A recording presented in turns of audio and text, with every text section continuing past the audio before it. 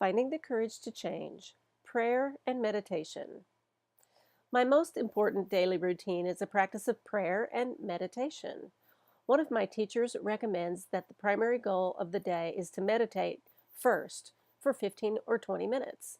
Anything else that gets done is extra. Why is prayer and meditation so important?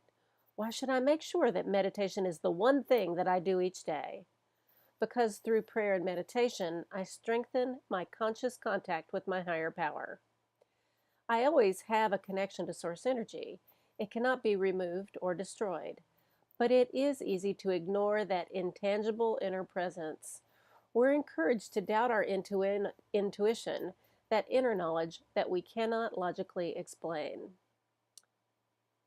There is no right way to meditate.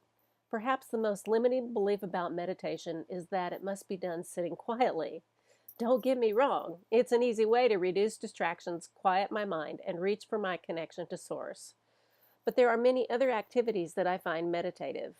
I often begin or end my meditation with my journal. It's an easy way to receive inspiration and new ideas from Source. It also allows me the opportunity to lean on Source. I take my troubles to the page, and Source answers.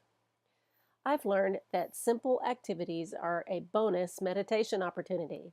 A walk in nature, washing the dishes, folding the clothes, exercise. Activities that I used to find boring are now uplifting and enlightening. I reach for my conscious contact with Source as often as possible.